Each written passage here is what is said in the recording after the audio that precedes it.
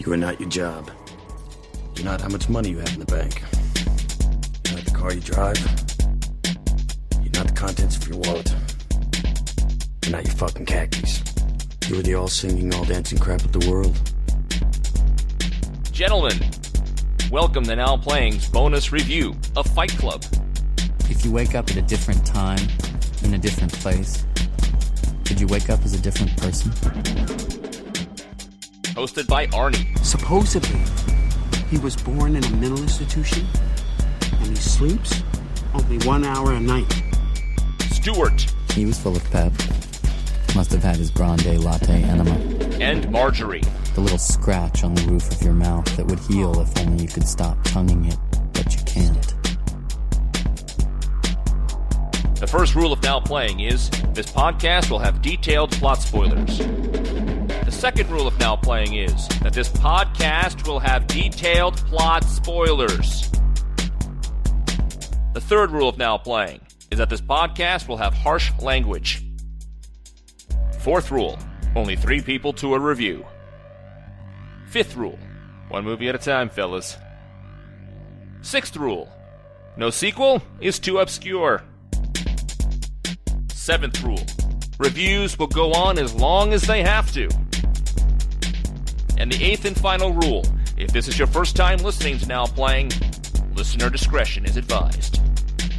As always, I will carry you, kicking and screaming, and in the end, you will thank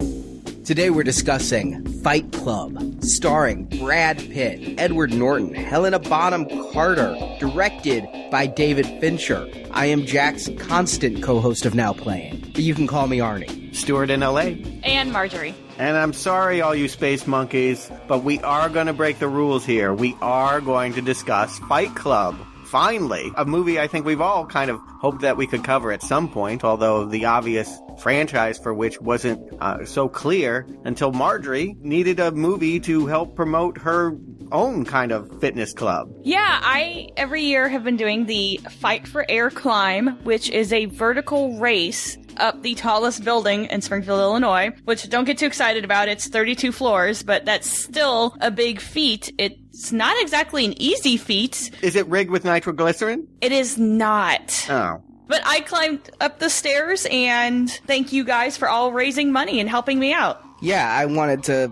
thank everyone as well. I was the one on Facebook prompting everyone's donations because we do donations for us twice a year, but we find charitable endeavors very important, and so this has been the third year, I think, that we've gone out to you listeners asking to raise money for charity, in this case, the American Lung Association. And we set a goal this year of $3,000, which was a incredibly high goal. We came just shy. One of you demented listeners donated just enough, so the exact total ended in 666. And I love you for it.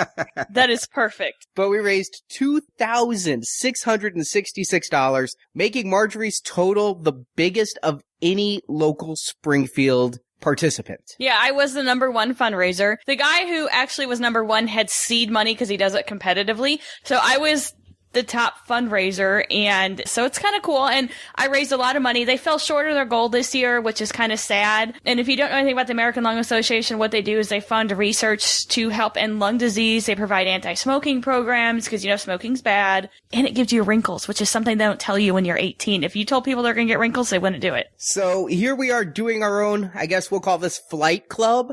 For 32 flights of stairs? Sure. And it might be 32 hours long, given how dense and incredibly out there this movie and book and phenomenon really is. I mean, wow. I have watched this movie no less than 5 times just for this viewing, I want to say. Just to be prepared for this recording, I watched it with each of the 4 different commentaries on the DVD, and then, of course, one time just to experiencing it again. I saw it in theaters back in 1999, and I've seen it a couple times since here and there on TV. And I didn't see this in theaters in 99. I was kind of burned on David Fincher. I mean, after The Game, I mean, I'd gone back and forth. I hated him after Alien 3, and donors who donated way back when for our Alien series or our DVDs heard that. And then he did Seven, a movie I absolutely loved. And The Game, I again thought he might have been a one-hit wonder. Fight Club came out, and I just didn't see it, had other things going on. I wanted to see it. Marjorie and I were dating when this came out on video.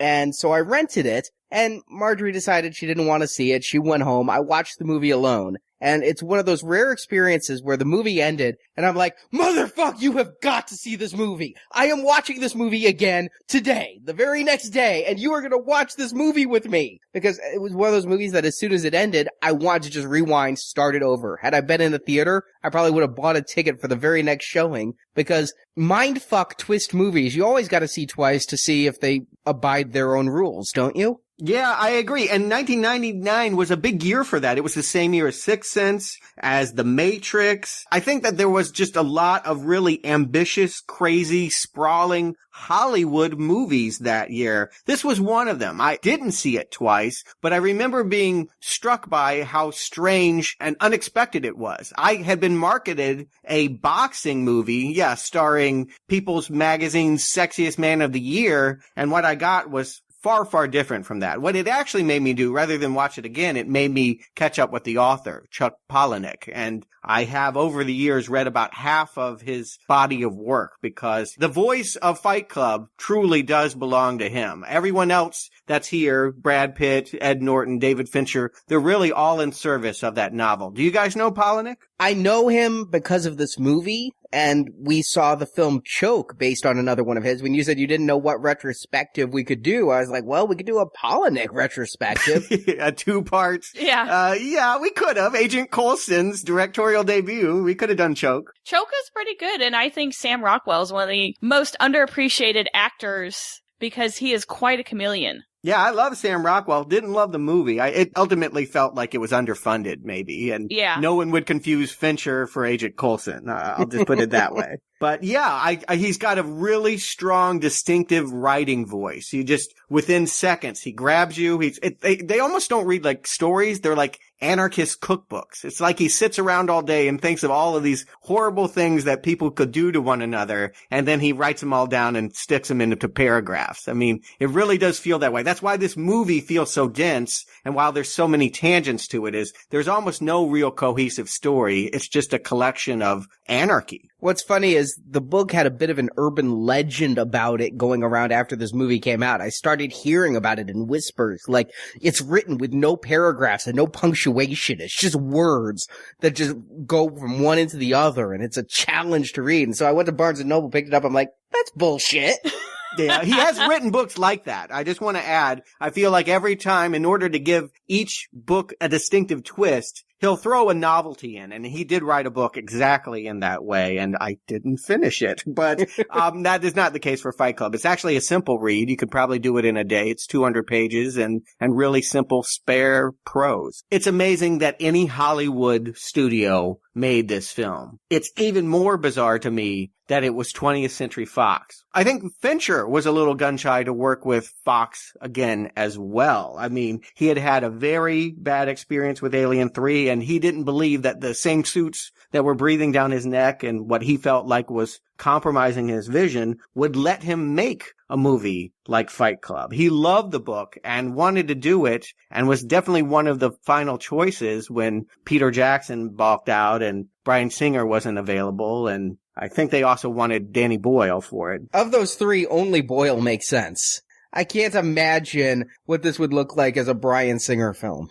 I get it to a certain degree. There's the usual suspects that has the twist ending. I mean, I guess if you're looking for somebody who does twist endings, yes, right. But I think it was really the fact that Fincher had that relationship with Brad Pitt. They had just had all of that success with Seven. I think that's ultimately why this cohered and why they were left alone for half a year. They shot a pretty expensive movie. I think this was budgeted around $60 million. A lot of money. And they basically had the freedom to obviously do whatever the hell they wanted and then had to explain themselves when they turned in their first cut. And there isn't a lot of deleted scenes. There were a lot of things that were challenged, but ultimately the script that they wrote, the book that was made, all of it is pretty well represented in the final product. Well, why don't you tell the listeners what was represented in a plot summary? I'll try. Edward Norton stars as a self-described 30-year-old boy who's so dull and anonymous, he doesn't even merit a name. I'll call him the narrator because he's always yapping away in voiceover about his pitiful IKEA-furnished lifestyle and his miserable job assessing defective vehicles that cause roadside accidents around the country. This guy is headed for a crash of his own if he can't find relief from insomnia that's kept him in an agonized stupor for weeks. A wake-up call of sorts comes when the man's bachelor pad is destroyed in a freak gas explosion, forcing him to move into a dilapidated house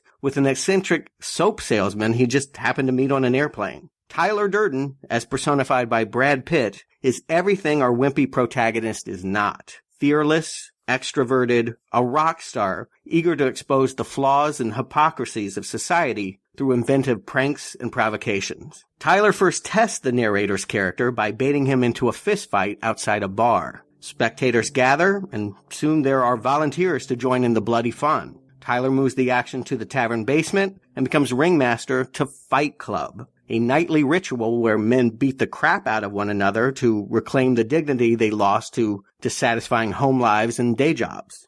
All is harmonious between these newfound blood brothers until Tyler brings home Marla Singer, a chain-smoking goth chick the narrator knows from his days attending cancer support groups. And no, neither one of them has actually ever had cancer. They just crash those meetings looking for community and free coffee. Marla makes moves on both men, but Tyler wants sex with no conversation afterwards, and the narrator is too intimidated by her man-eating persona to act on his attraction. It's easier for him to focus on Fight Club, and so he beats himself up on the job and makes it look like his boss was his attacker in a scheme that allows him to draw a blackmailed salary while staying home and devoting all his time to the Fight Club. Meanwhile, Tyler gives his most devoted boxers homework assignments that require them to go out at night and vandalize various corporate franchises. These graduates become known as Space Monkeys in Project Mayhem. As Marla grows more vulnerable, Tyler becomes more nihilistic, and the narrator grows more confused about Project Mayhem's ultimate goals. Particularly when Tyler orders massive quantities of explosives to be created, no questions asked. Then folks start getting hurt. A disciple is shot and killed trying to blow up a fountain. A police commissioner is nearly castrated. A convenience store owner is held at gunpoint and ordered to return to veterinary school or die. And even the narrator himself nearly perishes in a car accident intentionally caused by Tyler. But Tyler isn't the crazy one. A big third act twist reveals Edward Norton and Brad Pitt are one and the same person. Or rather, the sleep-deprived nerd has invented his rebellious split personality to serve as a father figure and give his foundered life new direction. And while our narrator may have at last come to his senses, Project Mayhem is no longer listening to him or Tyler. The Space Monkeys have been conditioned to see their final mission to the end, detonate those explosives under every major credit card company, and watch the economic playing field wiped clean. The nerdy recall assessor concludes the only way to silence his inner anarchist is to shoot himself in the head, leaving Brad Pitt's brain spilt on a penthouse floor while Ed Norton is gasping through a rather severe hole in his cheek. Surviving this improbable gunshot wound further impresses the Space Monkeys, who bring a kidnapped Marla to the penthouse. The lovers hold hands and wonder if their future will survive the explosives that begin bringing down the skyscrapers as credits roll. Of course, there's a lot more to it. That's why we got the rest of the show to talk about it. I don't even know if we can get it all in, but we should definitely try. I think we'd have to record for like 24 hours to talk about everything in this movie and perhaps even have it running a few times in the background. That's true. We have to be selective. There's so much here. Obviously, I'm going to put it up at the top here. I think it would be hard to talk about this movie without talking about the twist. And that is our two leads are two sides of the same split personality. Yeah, that was the mind fuck that made me want to see this a second time. And because when they reveal it in the movie, you even get to see a few of the scenes played out without Brad Pitt there, because he wasn't there. And so I wanted to go back and see the movie and start to see where the tells are. And the tells are all over this movie. They are. Some of them are just the tip of the iceberg, too. I mean, I think you could probably watch this over and over and not even see them all, even if you had a list, because I don't know that they've all been accounted for, even now, because I've learned new things now watching it recently. What's funny is just a month ago, I was on Facebook and saw somebody discovered a brand new tell that nobody had really noticed before. One of the scenes, Ed Norton gets a call on a payphone, and Brad Pitt said he star 6'9'd him.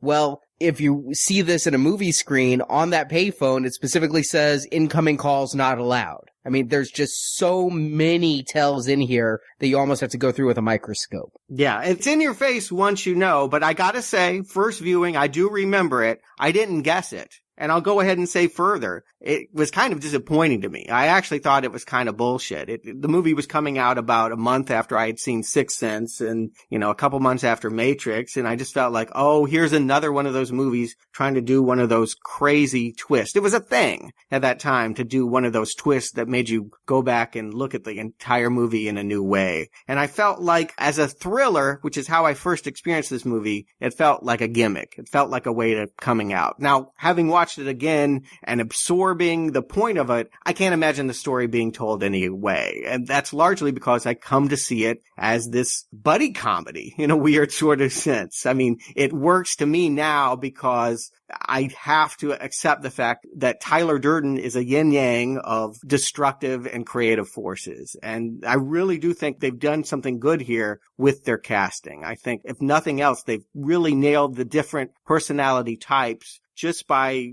casting their leads properly. Well, what's funny is you look at Edward Norton, and this is an actor who, and I talked about him a bit on Hulk, but I've liked him since Primal Fear. I'm not one to go seek out any Richard Gere movie, but that was on HBO, and I gave it a shot, and I'm like, wow, I really liked the movie. It also had a twist ending, but if you take that as kind of a start of Edward Norton's mainstream career, and then you have this, and then he goes on to play Hulk, I mean, yes, there are some other high parts such as American History X and Rounders, and I won't bother mentioning The Italian Job for his sake, but I see him as a character actor who continually plays split personalities. He's the altar boy that you'd never suspect was doing the devil's work. That's the way I see it. And that's actually, wasn't he a literal altar boy in Primal Fear? It's been a long time. Exactly. And that's left a lasting impression with me. He's got such a sweet face. There's just nothing that this man could do wrong. And yet look at the movies that he makes. I mean, even in Death to Smoochie, this guy really wants to hurt us. Well, you would be hurt if you watched Death to Smoochie. Which I did because he and Robin Williams were in it. But he just comes off so puny. I mean, when American History X came out and he was playing this badass white supremacist, I initially thought that was going to be terribly poor casting because the guy doesn't look like he could hurt a fly. And yet, repeatedly, including in this movie, he makes me think he could kick my ass. Yeah, he's definitely got an edge here, and he's good at disguising it. And that's important because that is how his character is defined. He largely does nothing. This is a very passive narrator. He is there largely to offer commentary, while Tyler, Brad Pitt, gets to do all the cool stuff. I mean, I think it's telling that the movie starts with him on his knees sucking Brad Pitt's gun. For most of the movie, he is playing that subservient role to the Brad Pitt character, and he really doesn't make an active choice until that moment at the top in the penthouse where he decides to take that gun and shoot it. He makes a few others, but mostly, a little. Yeah. But you get my point. He is a person that runs away from making choices, and that this is really a journey about maturity for him, that he will have to accept responsibility and do something in his own name. But what's funny is, despite that, I really, even the first time I saw this movie, even before I knew they were the same, I like this character. He is a blank enough slate. I mean, like you mentioned, he doesn't even have a name. And that was something that I didn't even catch even after multiple viewings. I mean, names are so irrelevant in movies. We have a hard time sometimes in now playing. What the hell was this person's name in this movie? And IMDb helps us. But I'd never even noticed he doesn't have one. But his plight was one that really clicked with me. He was a few years older than I was when I first saw this. I was 25. I was working shit job that I really didn't care about for shit wages and kind of listless. And that's where he starts off as well, is this office drone, tie-wearing, bored person with insomnia. And what's really amusing to me, though, is how much my life has even further become his. Well, I think it's a great movie to see when you're in your 20s and you're fresh out of college and you're just getting started in your life, because the narrator said he was 30 and you think, oh God, I don't want to end up, I want to make a difference. I want to do something with my life. I'm not going to have any IKEA furniture. And here, all of a sudden, I am 40 years old. I've got IKEA all over, and I have become exactly what this movie hates. And what's really funny to me is when I saw this movie the first time, I thought IKEA, I didn't know what it was. I thought it was like the bastion of upper class, expensive, urban. And now I have the stuff and I'm like, well, this is like a step above Walmart with names like Flurgan. Yeah, it's disposable is how it's really defined. It's really trendy. I think it's cute stuff. It doesn't last. No. After a year or two, the leg breaks off or it chips or it just wobbles, and it isn't built to last. You build it yourself. And the reason why it's cheap is because it isn't meant to be forever. I think that's the point of the IKEA lifestyle that he has, is that everything in there is just sort of temporary and he's letting it define him. That's what's the tragedy, is that they have that great sequence right at the beginning where his whole apartment turns into a catalog of IKEA furniture and he's trying to debate what kind of couch represents the real him. And yet, later on, after he loses his stuff, he makes a speech that, goddamn if I don't relate to. I have that couch. No matter what, I've got the couch problem taken care of now. Yeah.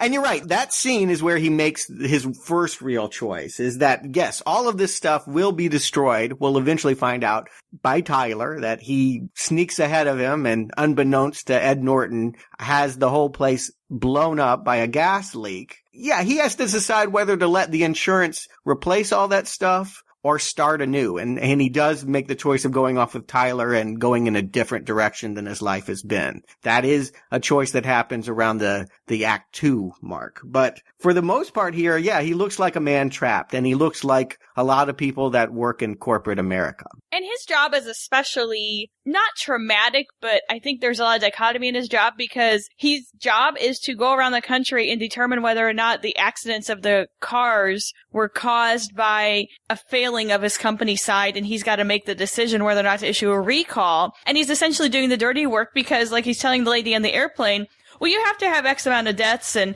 you know, we know that this problem exists, but not enough people have died, so we're not going to issue a recall. It's a wonderfully cynical, but yet, I mean, it opened my eyes to a corporate truth that you have to balance the cost of doing a recall with the cost of not, including how much you're going to have to pay when you kill somebody. Yeah. Unfortunately, people do have to make those choices. At some point, it is a number that exists on a ledger somewhere, but that's always so cynical when you realize that. I mean, we always want to believe that there's not a price that you can put on some things, but of course, there has to be in this world. And yeah, he's the guy that has to do that. It gives him a strange kind of power, because on one hand, he remains anonymous. He's going from airport to airport looking at other people's car accidents. But ultimately, what he says or does is cleaning up a company that would rather not pay a big bill for mistakes that they may have made. And this goes on for about a half an hour. The first act of the film, like you said, is the narrator's life before he gets involved with Tyler Durden.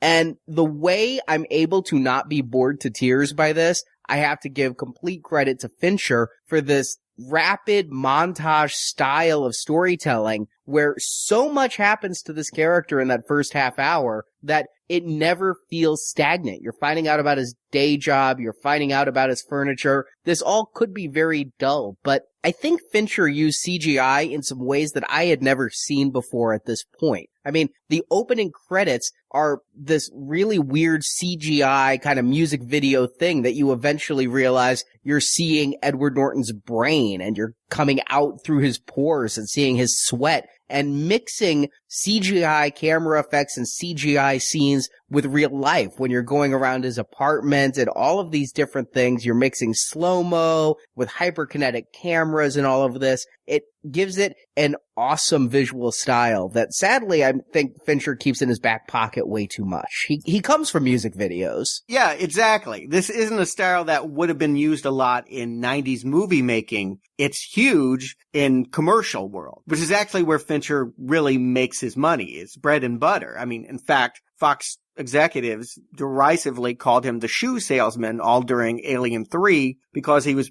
prominently known for making really cool Nike commercials. I think that's why this is David Fincher's best movie, is because he personally relates to the way that advertisement and commercial products have taken control over this man's life. And he wants to use their whole way of selling themselves against them. He has made an advertisement for anarchy in the same way that he would make an advertisement for Pepsi. And I love it. Yeah, I think the visual style of this movie, it is like watching a half hour of TV commercials or maybe channel flipping. You're never bored because new stimulus is always being introduced, even though the main character is stagnant and not really doing anything. There's much more interesting people around him, like Marla. I love Marla. I'm just going to say, and I really like Helena Bonham Carter because I think while she always looks exactly the same, even in Planet of the Apes, straight out of a Tim Burton movie because she's married to him, I think she acts so much better than her inability to change her appearance. But I want to point something out, just to remind people, because I do think most people think of her as Tim Burton's go-to girl at this point. But this was a huge risk. She was primarily known as being a porcelain doll in all those really dry Merchant and Ivory, turn of the 20th century drawing room kind of movies. You know, Room with the View and Howard's End and Wings of the Dove. Just stuff that, you know, it's got its own appeal, I suppose. It's fine for a Sunday afternoon kind of BBC vibe to it. But you would not think of her as modern and edgy. You would not think of her as Marla. This was a huge risk they took by casting her in this way. And you're right, it totally pays out. She does it with relish. The only thing I'd actually seen her in at that point was Mel Gibson's Hamlet, where she played Ophelia.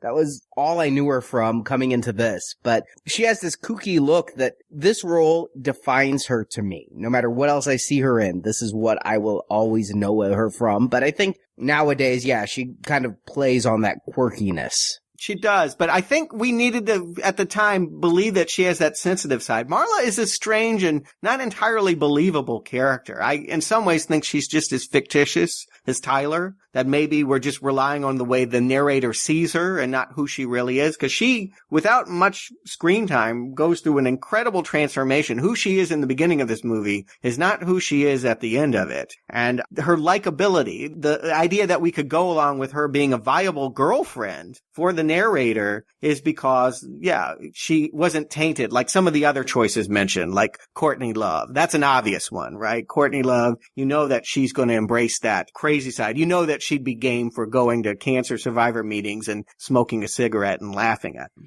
Well, hell, she's probably doing it right now. Yeah, she might be. But I think that Marla, they did a very good job with her portraying the dramatic friend, because everyone has a dramatic friend where everything is a problem or exaggerated. Everyone knows at least one train wreck or has known, and that's who Marla is. You know, the person who does things just to appear weird and quirky, and they're not really into it, but they're going to do it because it makes you think that they're weird. And that's kind of how I viewed her character. I don't know that she was affecting too much. I mean, she was a step above homeless is part of it. I mean, she's stealing food off of Meals on Wheels carts just because she can't afford it. She's stealing clothes out of washing machines, taking them next door to the second-hand shop just to get some money. I don't think she has a job. Wait, is it that she can't afford it, or she's just a bitch? Seriously, there's a fine line. Yeah, I agree. That's exactly right. And it's not clear from the book either. There's not enough of Marla. We don't see Marla independent of the way that the narrator sees her. And largely he sees her as a threat. So we kind of see the worst of her. We never really know the rest of her until we start to get those shadings towards the end where she moves from being a man-eater into being really a victim. But the fact that, you've kind of glossed over this, the way they meet is because Edward Norton, he's an insomniac, and the only way he can find relief, the only way he can have any emotional outlet at all is by going to these support groups and pretending he has. And I mean, this is one thing that cannot be undersold. This movie is fucking funny. And if it wasn't, then I think that it would just be completely repulsive and a car wreck to look at. But because of the humor, the fact that the narrator's going to sickle cell support groups. Did you guys get that? The sickle cell anemia? Did you get that joke in that? Yes, because he's the only white one in the room. Yes, because it is a disease that affects African American and Middle Eastern people. Primarily. Primarily, yes. The rare others, but yeah. I mean, he's going to testicle cancer support groups. And what's funny, though, is Marla's going to the testicle cancer support group just as much as Ed Norton's going to sickle cell anemia. Yeah, that's where he kind of draws the line is that this has been the only comfort he's had from his insomnia is meeting these groups. He meets Meatloaf. We got to talk about him in a minute, but he's starting to form his own friends and to get his identity, however false. And then she comes in there, and I think she's a little less respectful than he is, but she also is reminding him of what a phony he is. And I think that's ultimately why he goes up and talks to her, is that he wants to get her to leave, but it ends up being the start of a very long and strange courtship. Yeah, I mean, he says her lie reflects my own, but it's funny that we don't hate him for doing this. I mean, he's sitting there, and there's a man with no balls hugging him and crying, and if this wasn't played so goddamn funny, wouldn't this character be absolutely abhorrent? And because we don't hate him, then we can't hate Marla for doing it. But don't you feel bad for him that the only way we think at this point he can sleep, because we don't realize the reason he's not sleeping is because he's Tyler going out and slicing penises into children's movies and pissing in soup. We think he just needs a good cry. And then you kind of feel sympathetic towards him that he just needs somehow that connection, because it does appear up until this point he has a very lonely life. I have to say I don't feel sympathy for him at this point. I'm kind of jealous of his cool apartment with all that furniture. And I just kind of am going with him on the journey, but I neither feel bad for him. I think because of his wry narration, I'm still kind of going with him. Yeah, I think it's because of the voice, because, it's written so distinctively. It's a character unlike any I've heard before, and I just laugh at almost everything that he says. So I think I'm with him in that respect. But I do think it's Ed Norton, too. I do think he's got a sweet puppy dog face. And yeah, he's doing the exact same thing that Marla is, but she looks like a bitch, and he looks like someone that, you want to hug. But that's all because in his mind, she's a threat. I guess she's a threat because she's so much like who he is or who he wants to be. She's so much like Tyler in many ways that he's afraid to go there. And I think he's just got issues with his parents. What's more clear in the book, and what I really love, it's here if you watch the movie in little bits and pieces, is that Marla and Tyler will eventually kind of represent his mom and his dad, and that his dad left him when he was 6 years old, and that's why Tyler isn't in this movie at this point, is that he's still searching for that male father figure to fill his life. He doesn't want this crazy woman. Yeah, I think it's kind of telling, though, that they form a bit of an alliance right away. He can't cry with her in the group, so what do? They kind of negotiate it out, and this will become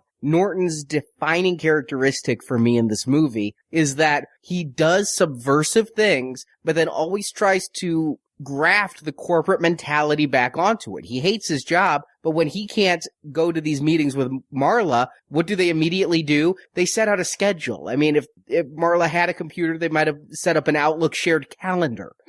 And, of course, they trade numbers. I see this, even on the first watching, as a bit of a budding romance. I mean, she writes her number on his hand. That's kind of a hookup move, what you see people doing in bars. Yep. But she also looks like the type of person who would not have adequate supplies in her handbag to do such things. Like, you might find some Valium, Xanax, and maybe a fifth of vodka in her purse, but Oh, you need a tissue? You're screwed. I don't know. I kind of look at her and I'm taken back to Ali Sheedy and Breakfast Club. And you dump out that purse and you're going to find 18 colors of pens, tampons possibly used, and God only knows what else. A bloody knife. Yeah, I wouldn't put anything being in that bag. Who knows?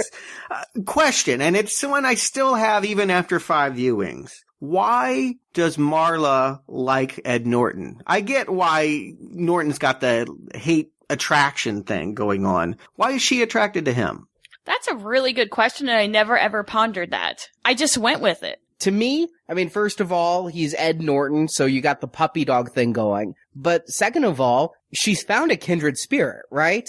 Right. Someone as twisted and fucked up as she is that can go and fake being Rupert and Cornelius and other names I love in these different meetings. She sees perhaps in him someone who can't judge her for the things she does. Yeah, I think that's got to be a big part of it, is that they just feel like they know each other intimately. Or she knows him. She thinks she does. And he's got to create another personality to deal with her. It's a little more clear in the book. It's mentioned, and they even did film one of the scenes, that she put on a $1 bridesmaid's dress. She loves things that mean a lot to people that they then turn around and throw away. You know, things like pets that you have euthanized or Christmas trees in January. She's fascinated by something that can be so lovable one moment and the next is crap to be thrown out. And maybe that's how she sees Ed Norton here. I don't know, but I would think that's how she sees herself. And that would be why she takes the treatment she gets from Norton/Tyler for the rest of the movie. right. Now, there is a third character in these opening scenes. Blink and you miss him, quite literally. But Tyler is here. And when I first saw this movie, I don't think I noticed. I was watching it on like a 30-inch television. I got to watch it for the first time in my home theater now. Stuart, I'm jealous you got to see this in a theater. You had to notice this completely, right? Because I found it, even blown up to 120 inches, to be distracting, whereas on a small TV, it's honestly unnoticeable. Yeah, Brad Pitt appears 7 times before he's actually introduced as a character sitting next to Ed Norton on an airplane. We, of course, see him in the opening frame story, but we never see his face. He's kind of standing at the window. He's got that gun in Ed's mouth. And then, yes, for 6 more times, he's flashes in Ed's past. There's the copier. I didn't see that. The doctor. I didn't see that. I think when I noticed it in theatrical was when he's actually in a support group and he kind of pops up behind a moderator and he's looking kind of smug and smiling. He's kind of laughing that Ed Norton has resorted to this to get his masculinity needs met. The flashes do become longer, and of course,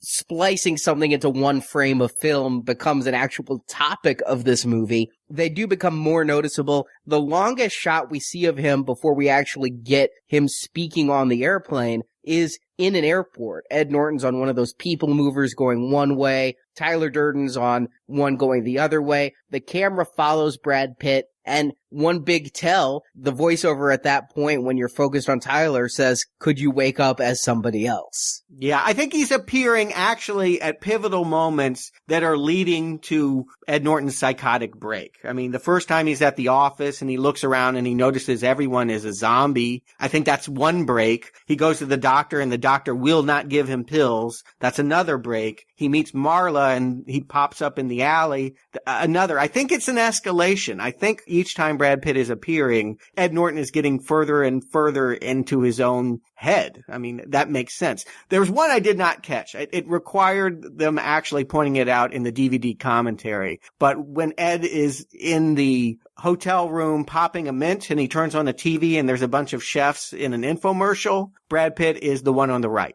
I actually did catch that one, and I had seen that prior to watching it for this recording. Good job. I never would have guessed that. But again, this movie, they said they made it for people to watch on DVD. They knew it wasn't going to be in theaters long. They knew what they were making, but they knew that they had a cult item, and they made it with the idea that you could stop this at every frame and maybe find a detail that no one else would see. Well, and the funny thing was, I never saw the Brad Pitt flashes before seeing it on a large screen, because seeing it recently on a large screen in our theater was the only time I've ever seen it on a big screen. One thing I noticed that I'd never noticed before was Bob's nipples. seeing this on a home theater, I never realized that Bob had such pronounced stack of dime nipples under that shirt. Right. Of course, the padding of a fake fat suit. The character that Meatloaf is playing is a former bodybuilder who took so many steroids that, yes, he got testicular cancer and is now on hormones that make him half man, half woman. I do have two questions about the first half of this movie, and both involve penises. The first is when Ed Norton's hugging Bob. And there's just this weird line of narration. It's the only line that I can't really get. Bob is pouring out his heart about juicing and how he has to have his pecs lanced and drained and all of this. And the narration says, strangers with this kind of honesty make me grow a big rubbery one. Is the narrator actually saying he is turned on by these support groups? I don't think that you necessarily need to read it so literally, but yeah, I think you could read a homoerotic reading into Ed Norton, the character. That he's definitely someone that is being drawn further and further into all male groups, to excluding women, to avoiding issues with Marla. Yeah, I don't know that he wants to have sex. I don't know that anybody would want to have sex with Meatloaf, but yeah, I do think that he's finding his place. He's wanted this father figure. I feel like all of this searching really is about finding that father that left him at 6 years old. Meatloaf is the closest thing until he meets Brad Pitt. So maybe it does give him a Woody. My second penis question is about Ed Norton's luggage. Because he flies back into town, and this is going to be the night he discovers his apartment has exploded. But before he loses everything he owns, he loses his luggage because of apparently a vibrating dildo in the luggage. A, why wouldn't they give him his luggage back? And B, until he becomes Tyler Durden, why would Ed Norton have a vibrator? He doesn't. This is something that should have been cut. I wanted to say off the top, I think that Jim Uhls has done a terrific job of streamlining the novel. The novel is really tangential, even more so than this movie. Every page, every paragraph, you're onto a different thought. I mean, it just pops around. What the book said was that there was something in his luggage that vibrated. I think it might have been a pager or a phone or something, a toothbrush, I think is what it was. But the point was it was something mechanical that vibrated. And while he was waiting to have that luggage arrive, the TSA agent talks him up about how common this is and how there is often women who have this same problem because their vibrators get pulled off of the line. Cut that. We don't need that. It is confusing. It makes you think that Ed Norton is using a vibrator. And I think unless that's important to the plot or your reading of this plot, I don't think that we really needed that. That was a detail that probably could have gotten snipped, but they really liked the guy's performance and they needed a reason to have Ed Norton delayed because, of course, on this flight, he has met Tyler Durden, and Tyler Durden is off to do what he can't make himself do, blow up the apartment. Well, is Tyler doing that? My reading of this has always been that Tyler set it up before the trip because the gas had been leaking in that apartment for, they said, days, filling his apartment with gas. Yeah, that's been my assumption in watching this movie is that as, you know, the pieces start to fall and you realize they're one and the same and it's the tell is going on, you're like, oh, he blew up his own apartment. That was the beginning of the end for him. But he set it up before the trip. Exactly. I guess you're right, Arnie. I hadn't put that together, but my presumption is when he's speeding away in a convertible, it's so that he can get to that apartment and do the job. But it doesn't explode because somebody lit a match. It explodes because of the refrigerator. You're right. The arson job was done a week ago. And yeah, it was done by Brad Pitt, but only a subliminal Brad Pitt. He hadn't really materialized in Ed Norton's life yet. That's confusing, but I think you're right. I think that's the correct reading. What I was confused by, again, I'm watching it especially this time,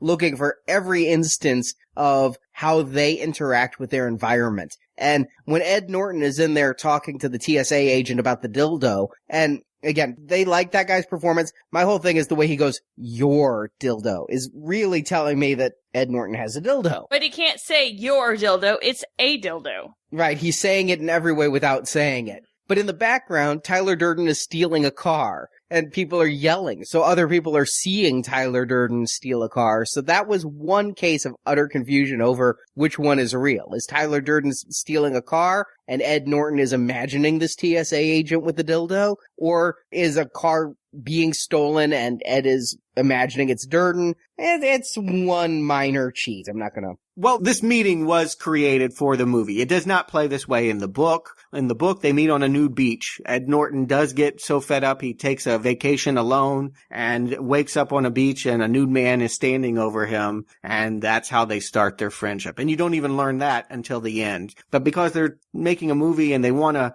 sequentially build up to this friendship.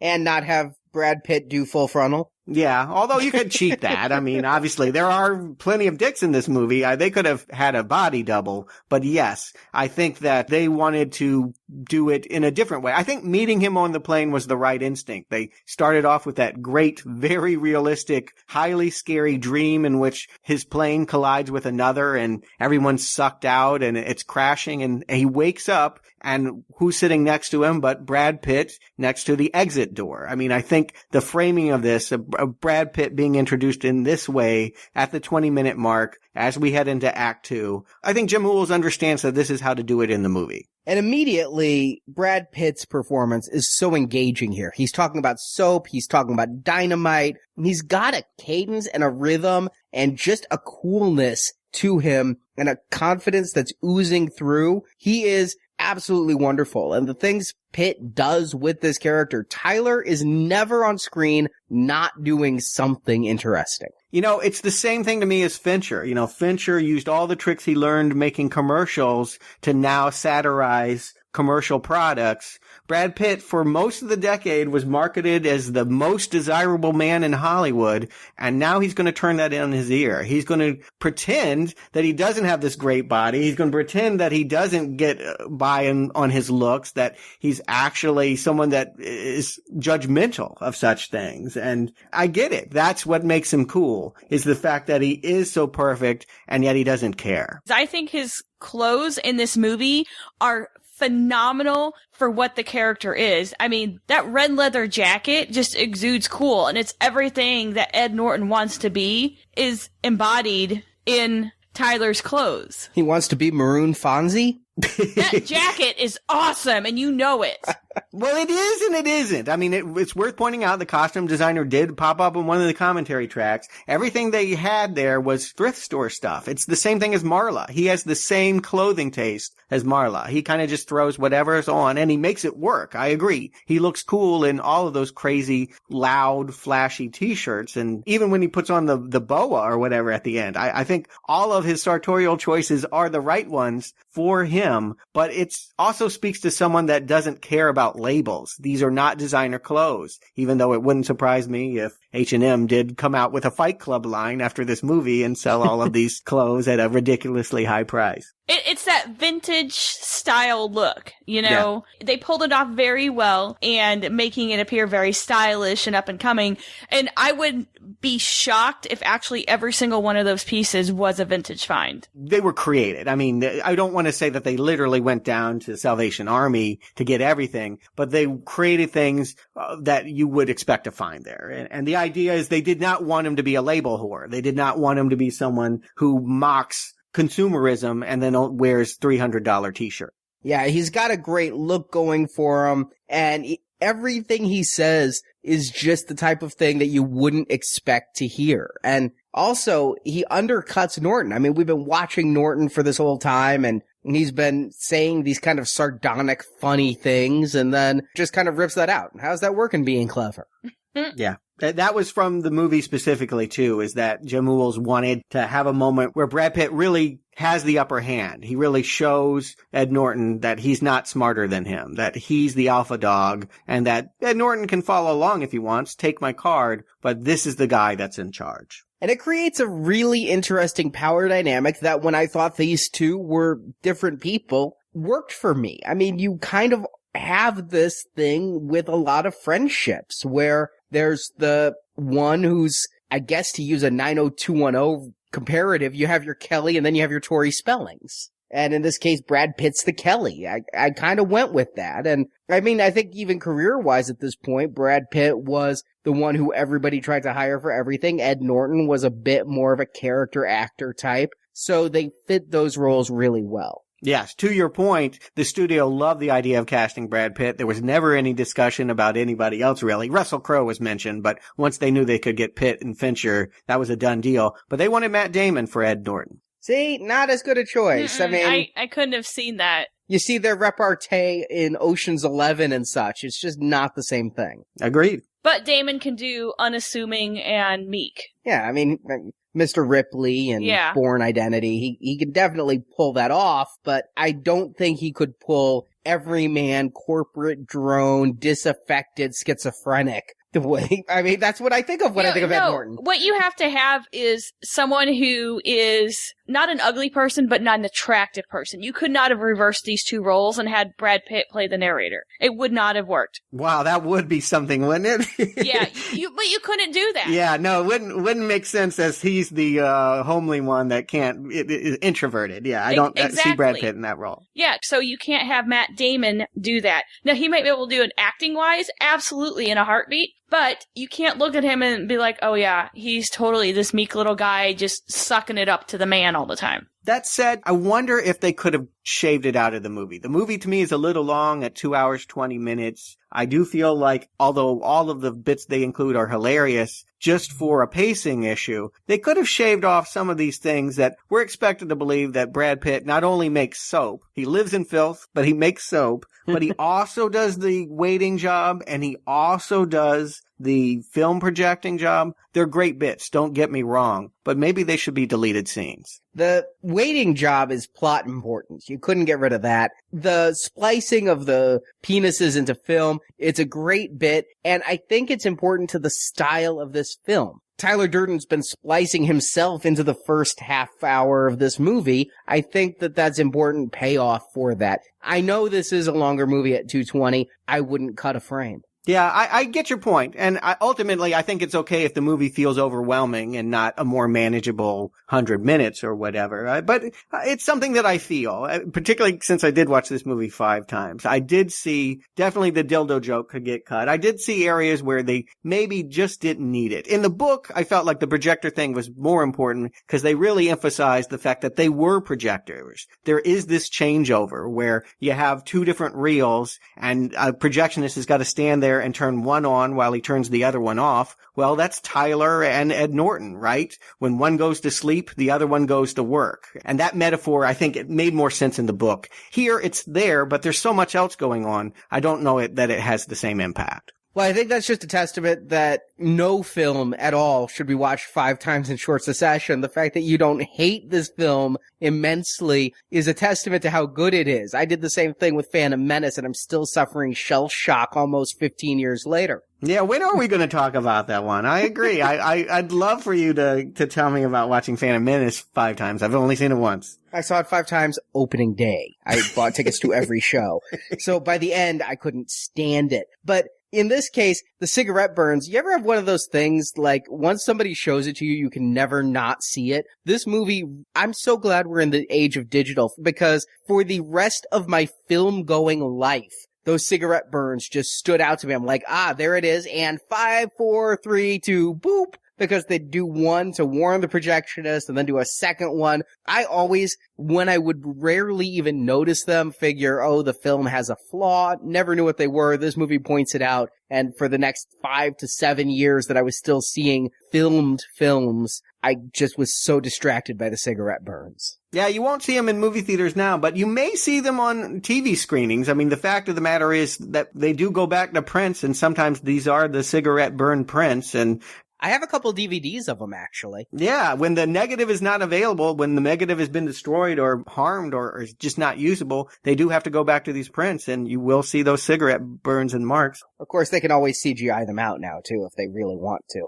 And have the money, but yeah. Yes. It is a statement that this could only have been done in 1999. If they had made Fight Club 10 years later, there would have been none of this film projection stuff in here at all. But because we live in the YouTube generation, you can actually go, I did, and a special effects guy has very recently posted the first fight between Ed Norton and Brad Pitt, with Brad Pitt digitally removed. Have you guys seen this? It's kind of funny. No, it sounds like Garfield minus Garfield. Have you heard of that? No. They did Full House minus Michelle also. Yeah, Garfield minus Garfield, I think, started all this, where they've started posting Garfield strips where they've removed the cat entirely, so it's just the other people interacting in strange and surrealistic ways with no one. Mm-hmm. And so that's kind of what this sounds like to me, is if you go through and you remove someone. But in this case, it's a little bit better because, I mean, you wouldn't have it the way, like when Ed Norton fights himself, you wouldn't see him fighting himself, right? It would just be Ed Norton reacting to hits that aren't there. Right. Yeah. I mean,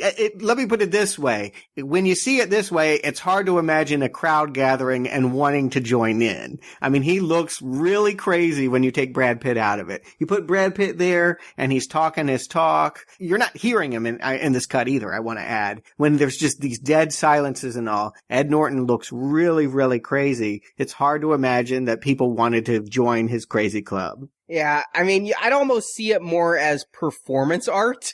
Yeah. If I saw somebody doing this, it's almost a kind of acrobatic mime with blood. Yeah, well, I think they're on to something. I mean, I can't say this. As a man who's lived many years in lots of different places, I do feel like there are signals out there that say all the time that if you want to be a real man, you need to know how to fight. And it's really girly to talk about your feelings. You know, Marla showing up at those groups and ruining it for Ed Norton really feels like, oh, the women spoiling the fun and these men are literally without balls. And now, you know, he's forming a club. He's forming a self-help group that she cannot possibly participate in. In some ways, this is all about Marla and excluding the girls from what boys do. I mean, that's overt in the dialogue. Later on, they're talking about fathers and God and everything, and Brad Pitt says, I wonder if another woman's really the solution to our problems. Yeah, definitely. And you know, this movie is not lacking for much, but it did make me really want, when those moments come up and they're talking about who would you fight, your father and all of that, didn't you just kind of want to get one scene of Ed Norton's mother or father or something? I know they can't do the father because the father left. He went and franchised other families, and he's never known him. But wouldn't you like to know how much Ed Norton's mother is like Marla?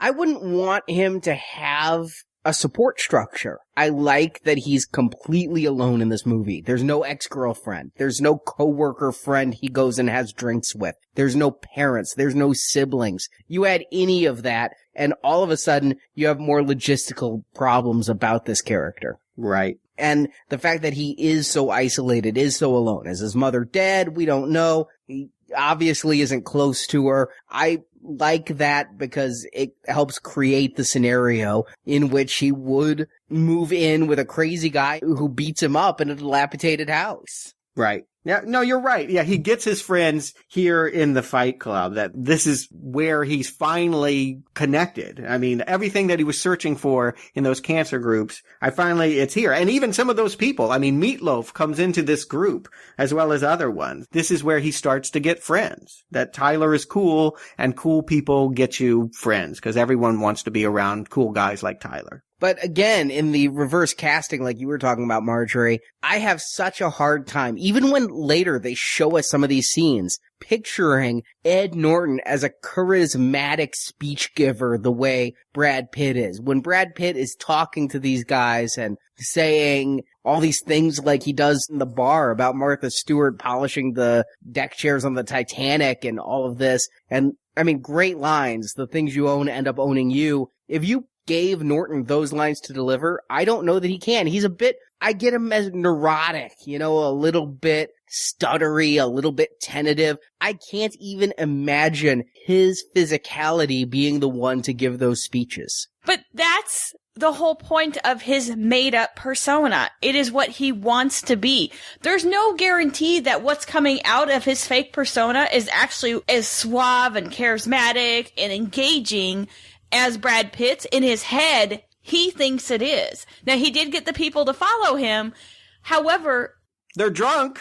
Yeah. It's worth pointing out, it starts in a bar. These people are inebriated. That probably helped. Yeah, and are they just as lost and damaged as he is? I think that's the point, is that everyone is as lost and damaged as he is. This is a Gen X movie, isn't it? Yeah. The millennials aren't going to get it. The boomers are going to hate it. They're going to be scared of it. This is our generation talking, especially at that point when we're entering the workforce and going, well, fuck, now what? Yeah, I mean, we've had counterculture for 30 years up to this point.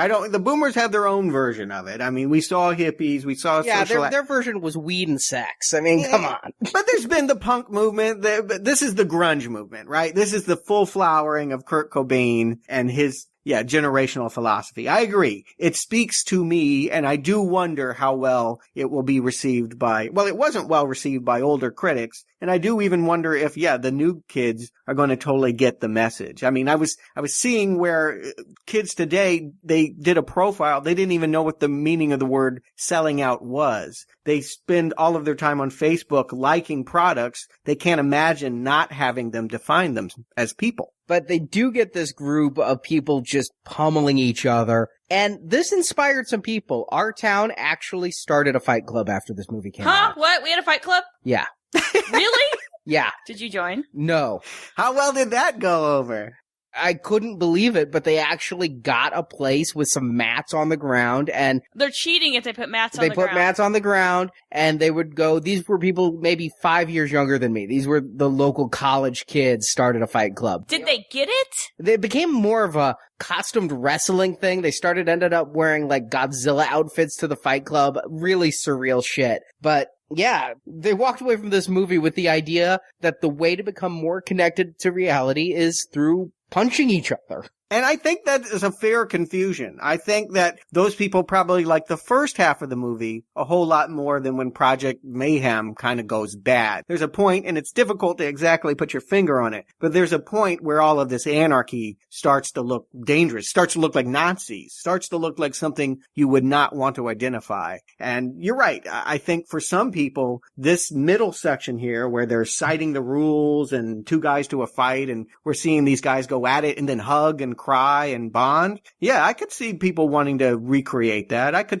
That's why I think this is kind of a dangerous movie. I think that, one of the names that Ed Norton uses when he's putting it on his name tag is Travis. I think about Travis Bickle. I think about Taxi Driver, another dangerous movie, a movie that inspired someone to shoot Ronald Reagan. But it does have this cool going with it, with this Dust Brothers score going on in the background. I mean, again, like you said, it's like a music video. It's like a commercial. And so it's making it seem cool, even though I do think the movie cheats a little bit because everybody would end up looking like that bartender in the Traction with all the scars at the end. There's no way Edward Norton would still have that pretty boy face after even 2 of these fights. Yeah, well, they all do look rough. That's how they know each other. There's no talking about Fight Club. They really underscore that. 2 rules about that. And we get right after one of these brutal night fights, we get this kind of funny juxtaposition. Ed Norton is sitting in the daylight with sunglasses, bruises on his face. His waiter's got bruises on his face as he brings him a salad, and all they can do is, nod at each other. They are getting hurt. It's just that we're expected to believe that it doesn't cost them their job. Yeah, and some of my favorite scenes are Ed Norton in the workplace, where he is in that meeting and he's asked his opinion about some software thing, and he just shows his bloody ass teeth. I love that scene. The facial expression is amazing. That is one of my favorite bits. It's difficult to pick a favorite moment. It's one of the top 10. I agree. The way that it shuts the guy up. I will say that. He's like, "You like that, don't you, buddy?" Ooh. Yeah, I think about that scene more than any other because I'll be sitting in meetings and somebody will ask my opinion and I will just wish my teeth are bleeding so I could do that in response. It's a very Hannibal Lecter, I just ate your face off kind of expression. And you talk about people who like this movie better early on. I'm going to state that this entire section, from the moment when Ed Norton moves in with Tyler to the moment with probably the first human sacrifice, which we'll talk about. Yeah. This is all my favorite part. This is where everything is going right. You've got this buddy film going on, this total bromance between Norton and Pitt, which is working so well because these 2 actors are playing it so well that you believe in this friendship and that they're both just 2 guys having a beer and hitting some golf balls into the dilapidated houses around them, and then having this fight club at night. And then, of course, there's Brad Pitt fucking Marla 8 Ways to Sunday with cleaning gloves. That is great. And see, the things that Tyler Durden is doing in the background, you're absolutely right. What he's got on, that robe with the coffee cups on it. I love it when he's in that robe. It's fantastic. He's always busy. Yeah, there's the scene where Marla tries to commit suicide by overdosing on Xanax. And who does she call when she's going to kill herself? I mean, this is a sign of how lonesome and desperate Marla is, too, is she calls Ed Norton. But in the background, Tyler Durden is playing with nunchucks.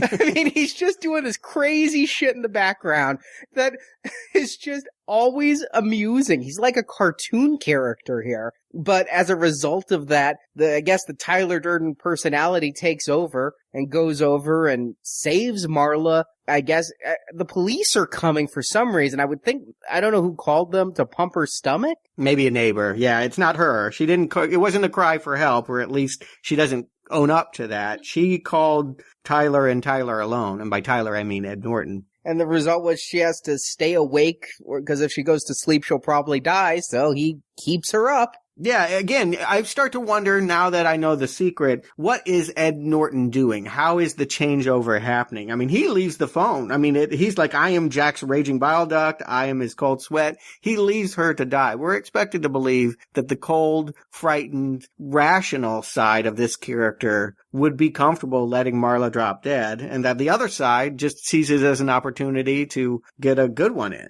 You gotta wonder, though. I mean, I take a look. I studied psychology for a while, thought about going into that, took several advanced courses, and looked at schizophrenics especially. And I just have to think there's usually the gatekeeper. You know, schizophrenia, actually really multiple personality disorder. Schizophrenia is different. It's just, we commonly refer to MPD as schizophrenia. But multiple personality disorder often comes as a result of abuse and creating a persona who can handle the things you can't. When daddy hits you, you have to go somewhere else. So you create this other personality that can take the abuse and handle it for you. And you project like that. So there's this, sometimes you can have, Sybil with all these different personalities. And in these cases, I think of almost a third person who's never personified, who's the gatekeeper, who says when the switchover occurs. And here, I didn't think of it as necessarily anything so much as the gatekeeper says, oh, Tyler will handle this. So would Ed Norton, had he not had multiple personality disorder, allowed Marla to die?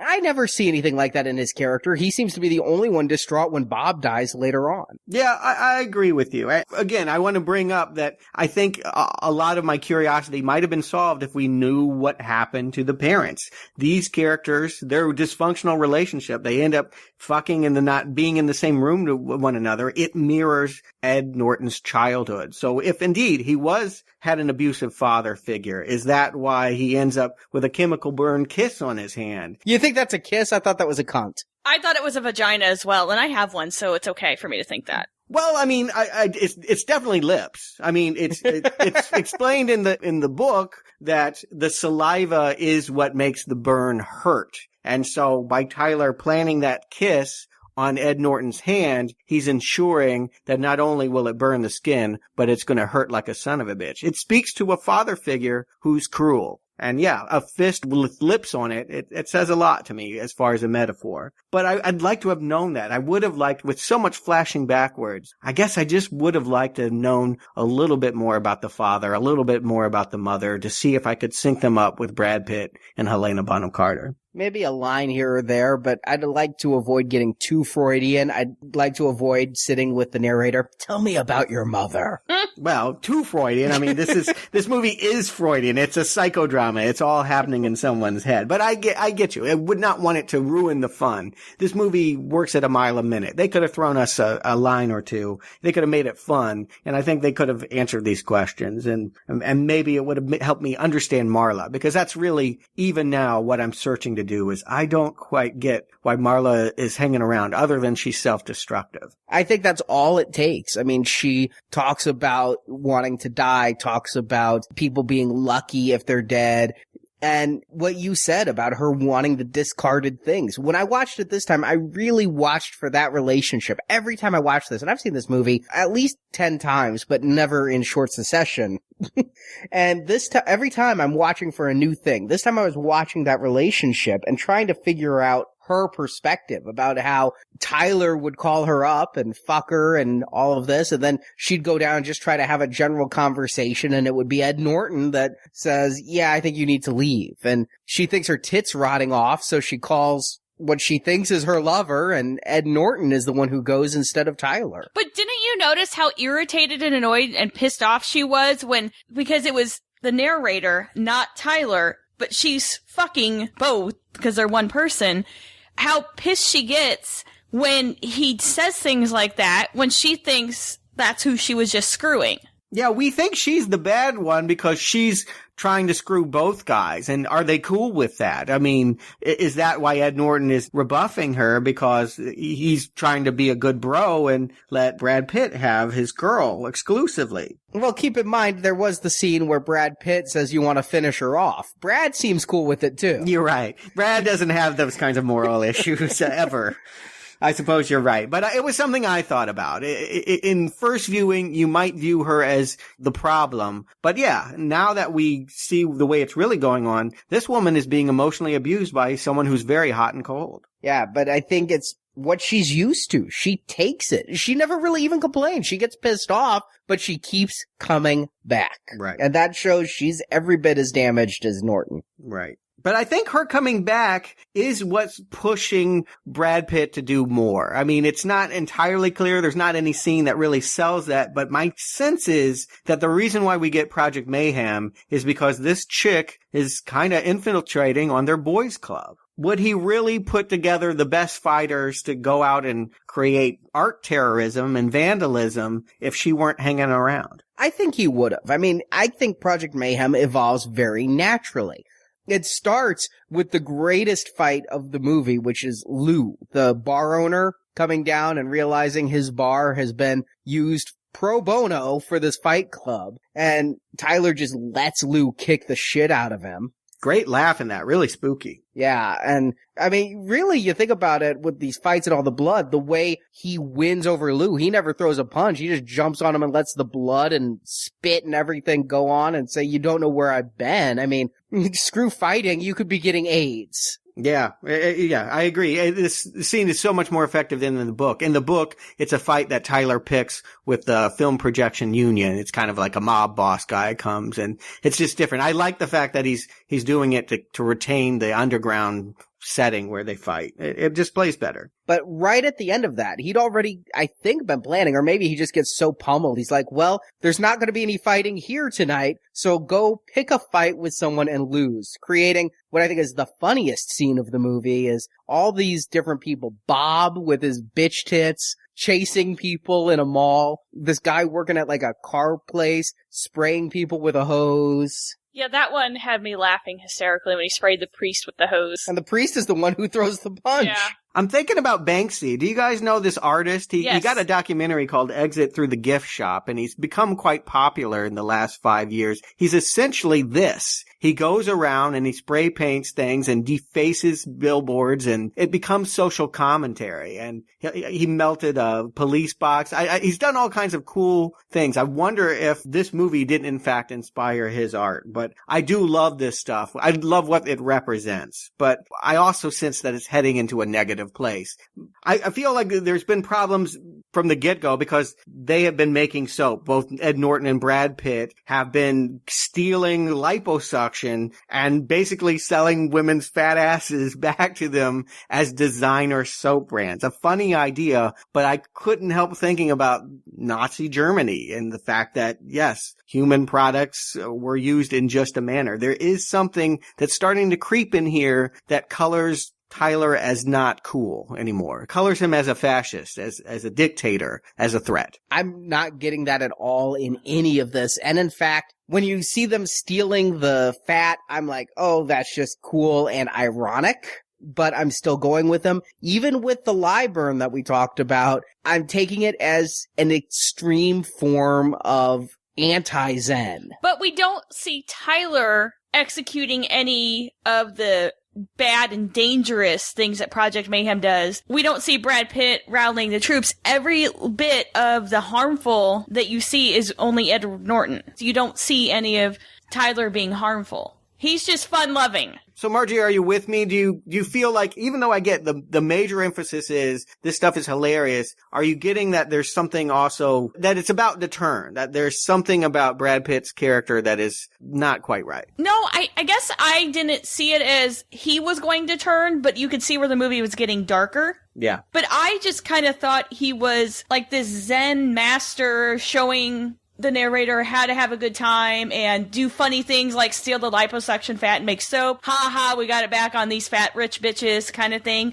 You don't see Tyler being malicious. So as a woman, you didn't find all of this boy shit like juvenile and obnoxious and kind of contemptible? No, not really. Oh, cool. All right. And during this, I see pranksterism when they're, baseball batting a Volkswagen Beetle. See, Tyler's fun. Yeah, it's at this point, I don't even get a darkness coming out of it. I take this as a revolution. I mean, the problem is the things Brad Pitt says are speaking to me, and all that he's doing is speaking to me. And I've watched this film 10 times, and 10 times out of 10, I wanted to walk out of my house leaving a lit match and just let it burn. Right. And that's the danger of this, is because it is so seductive. We're completely like Ed Norton. We want to be like this. We want to see how we might incorporate these views into our own lives until, and I do think this until is super important, because it would be incredibly wrong and incredibly dangerous if this movie inspired all of the restaurant workers to go jack off into our food. I don't think they need any inspiration for that, but I agree. No, I've seen some of those YouTube videos. I agree. It's happening anyway, and I just will continue to ignore it. It hasn't happened to me. I'll just keep telling myself that lie. And I think it happened way before this movie. Yeah, I knew a guy a decade before this movie who jacked off into the soft serve at McDonald's.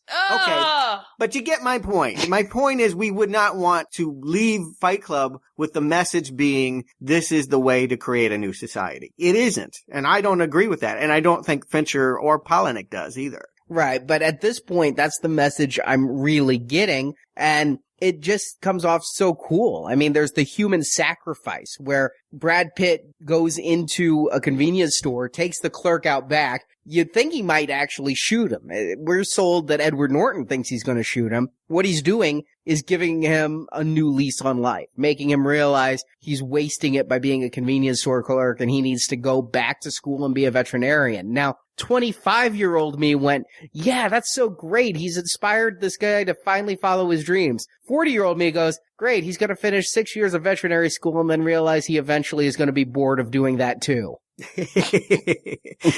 Yeah, it is a scene that really gets people talking. That one is brought up a lot. It's actually the scene that Fincher's agent used to convince him to read the book. Fincher wasn't really motivated to read the novel until he heard about this scene. It was pivotal. I think it's pivotal too because it is that step beyond. It's the first time I see Tyler doing something that I don't want him to. I like the thought behind it, but I don't like the idea that he's using violence here. And it's a big difference between the book and this movie is that they kind of steer away from killing in the last part of this movie. They make it clear that all of the pranks are not going to have human casualties. In the book, Tyler kills. Tyler rigs the computer monitor to kill the boss. There is not that scene of Ed Norton staging his own beating so that he can have corporate sponsorship. He remains an employee to that boss until Tyler kills him. See, and that I wouldn't have gone with. Here, I don't even think Tyler Durden putting a gun to this clerk's head is bad, because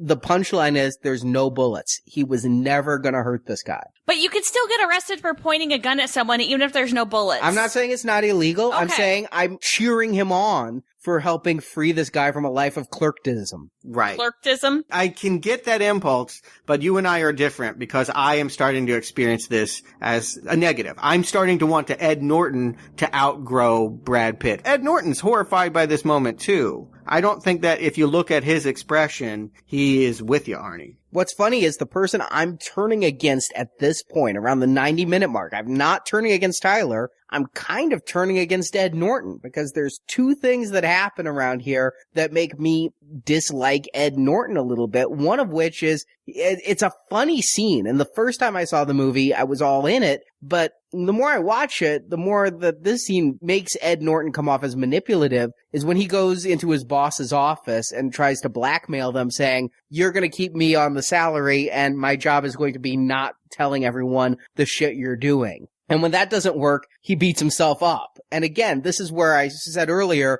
kind of a funny mime performance. I love the body language here. Jerry Lewis is what they bring up in the commentary a lot, yeah. That's a good one. Probably better than my go-to reference of a Nightmare on Elm Street film where something like this happened.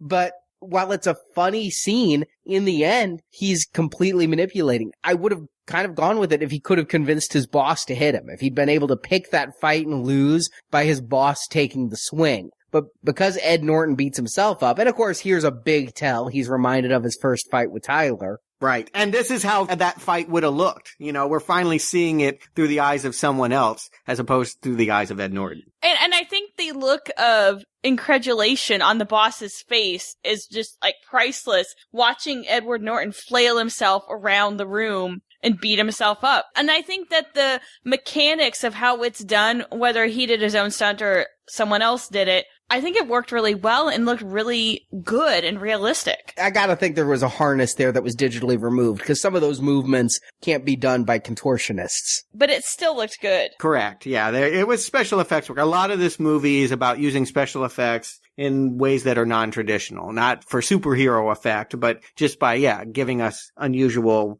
feats of dexterity. But I ask, let me put it this way. If this boss ended up dead, wouldn't that sell the message more that Brad Pitt, Tyler Durden is something you don't want to be? Yes. Is it wrong that they pull away from that and kind of make him a little bit less willing to kill? Is it wrong? No, I think they get there, but it's what keeps me on Tyler's side this time is they're only damaging property. They're only blowing up things. Car companies, they're having bird shit on Mercedes. They're hurting cars, but not the people who own the cars. And so at this point, even in early days of Project Mayhem, when it takes that next step, I'm not opposed, and I'm actually still on Ed Norton's side. I feel bad. He feels like he's become a partner of Brad Pitt in the Fight Club creation. It was the two of them. But again, like I said earlier in this podcast, he wants to graft that corporate structure onto it, so when he starts feeling out of the loop, he starts feeling rejected and spurned. Yeah, it comes in lots of different ways. It's also the fact that there's this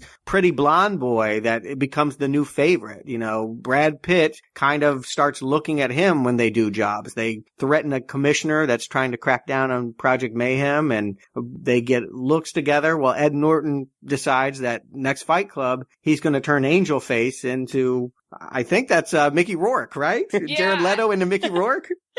Yeah, that was pretty brutal. And the makeup, unfortunately, that was the worst makeup in the entire movie. Yeah, Angel Face's post-fight face. The beating was really good and realistic. The beating was phenomenal. And I think the looks on everyone's face as it's happening and the blood splattering was done really well. They used blood very well in this movie, not gratuitously.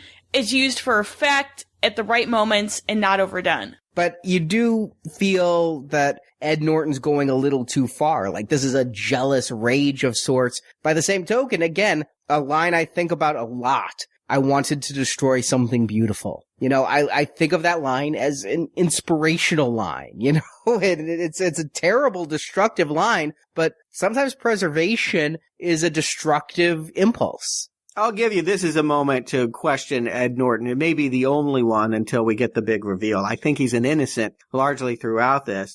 Again, I'm definitely at these moments, once bad things start happening to people. I mean, once they're threatening to castrate a police officer for doing his job, I'm still fine with that because I don't think they're ever going to.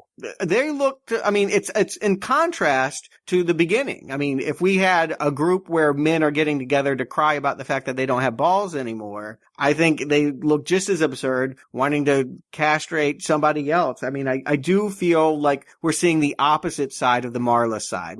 We saw something from a feminine side in that first part, and now we're seeing something from an aggressively masculine side in the second part, and both, when gone to extremes, look wrong to me. I did find it ironic that Bob, who had no balls, was completely in on the plot to, again, I think, only threaten to cut off the cop's balls. And you know what? I didn't catch the correlation there between him starting out in the testicular cancer ball-free group and their go-to intimidation, cut off balls. Yeah. I never got that before. You watch it enough times, Marjorie, you'll get all of it. But I agree. It won't hit you maybe your first, second, third watching, but it was something that eventually became very clear to me that there's a symmetry between what we saw Ed Norton experiencing in his early time in this movie and what it's become now. And I don't like either one of them. I think both of them are mockable. And certainly, I mean, you're with me at this point when the house is full of guys that have shaved their head and are digging graves and are building nitroglycerin soap bomb thingies. And yeah, Meatloaf dies. I mean, Meatloaf dying has got to be a turning point for you, Arnie. It is, and that's when I turn against the space monkeys and become completely on Ed Norton's side. I mean, when Ed Norton is trying to convince them that he was my friend, and really, you go back, this is Ed Norton's fault, because they do this kind of test to see if people can be in Project Mayhem by making them stand there for 3 days. Bob walked away the very first time. You're too fat, and he walked away. Tyler says you're too fat, so he leaves, but then Ed Norton chases after him, which must confuse Bob every bit as much as Marla. Right. You just told me to go away. Now you're telling me come back? I'm fucking done confused. But if the Ed Norton kind persona hadn't chased after Bob, Bob wouldn't have been killed. That's true. But Yep. then they all take that into that chant. His name was Robert Paulson. Yeah, anytime groups are chanting anything, I don't care what it is, a laundry list, anything, it's scary, right? That is true cult mentality. We know that this is the time to reject what it's become. Whether we ever like them, maybe we did, we don't anymore. And I think they are villains for the rest of this. And it's surprising to me that you have seen this coming, because to me, this is a whiplash-inducing change. Well, we've seen it coming because we saw the opening. Don't forget, this all ends with a gun in Ed Norton's mouth and explosives underneath buildings. True, but it's very easy to forget. It is. There's a lot going on in between. Yeah, honestly, until I see the end scene, every time I've watched this movie, I forget that that's how the movie started because it moves so fast. It's like the movie starts out going 90 miles an hour, screeches to a halt, and then it picks up speed and then finally gets to the end again where we started. Yeah, this would be a bad movie if this whole time all this is going on and all I'm doing is wondering, but why is Brad Pitt putting a gun in his mouth then? If I was looking for that the whole time. Every time I watch this movie's so kinetic and I get so lost in the film that I forget that that's how it ends. Even if I know going in, I've seen this movie multiple times, I know how it gets there, but I'm not thinking that here. But I think that part of the appeal of this movie and why it's easy to forget where we started and to miss so much and then see stuff you've never seen before is nothing is an accident in this movie. Nothing. Anything you see on screen was carefully curated and placed there. There was one accident. Meatloaf's pants falling down. I bought that as part of the character. It kind of works. Yeah. It definitely wasn't intended. I mean, he's this wounded man. He used to be this big bodybuilder, lost his testicles, now he's got bitch tits. I buy that his pants fall down. If you hadn't have told me that, I would have thought it was part of the movie because I think it fit really well. But it's also worth pointing out, at this point, even if you're still with Tyler Durden, and I don't know how you could be, Tyler Durden disappears. He is trying to train this group so that it is leaderless, that it no longer needs him, that he's franchised, basically, his anarchy. He's gone all over the country. He can't be everywhere at the same time, but everywhere he's gone, he's set up a little franchise, like Starbucks, like the Krispy Kreme. He has done that with Fight Club, and now they don't need him anymore. They are scary, even if you don't think Tyler is scary. And right before we get the big twist here, as we turn into Act 3, it's really about Ed Norton retracing the steps and trying to figure out what Tyler's been doing while he's been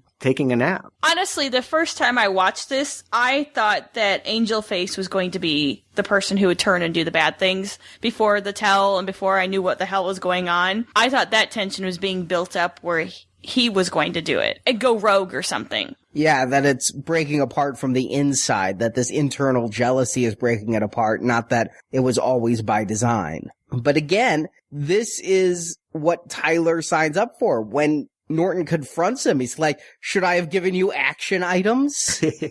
And the scene where he's doing the investigation and following Tyler city after city, again, I love the humor of this. They're in a totally different town, yet people are chanting his name as Robert Paulson. People are calling him Sir. And again, even before the reveal, I just thought the legend of the original Fight Club had spread so that everyone knew this guy was second in command and you look up to him, not that he was Tyler. But finally, the bartender in the traction reveals that he is Tyler Durden, confirmed by a phone call to Marla. Right. Yeah, that's where it's really told to us. Well, I suppose it's really told after he hangs up the phone and there's Brad Pitt. But yeah, it's 3 waves. They stretch it out as far as they can. First, it's a guy who thinks he's being tested and calls him Tyler Durden. But I think it's really appropriate that Ed Norton comes to realize it when he gets it from Marla. I still see that Marla is in some ways unintentionally, but very much the reason why all of this has sprung up. Because he couldn't be a normal boyfriend and date her like he should, he had to go off into a regressive boy fantasy and build an army of men that hate women. And they change Brad Pitt's look for the second half of this film. He shaves his head like the Space Monkeys. He's wearing a black sugar t-shirt, which when you were saying they found this all at a thrift shop, I should be so lucky as to find a black sugar shirt at a t-shirt shop. Actually, that definitely was created. It's actually, if you were to get up close enough to it, it's stitched together bits of pornography. Every little swatch of fabric is a different genital. Nice. And he's wearing the pimp coat that looks like it's rotten. But I think that Macklemore stole his coat. He stole that look. Yeah, I agree. Again, you can tell me that this looks like grunge, but it's designer grunge, and it also looks cool, and you could see somebody spending way too much money to have this look. But this last act of the film, after the reveal for me is the pinnacle. It's the climax of the movie for me, and everything else is kind of afterplay, because now we get into kind of a very standard rote chase film. And while it does have some nice twists and turns, such as Ed Norton taking the files and going to the cops, but all the cops are in on it and they're going to take his balls for going, thinking it's a brave act of their leader to sacrifice his own balls to show devotion. There's some smile moments like that, but this last half an hour, it's way too much running around and flights and files and meeting with Marla, and I do laugh at the clean food,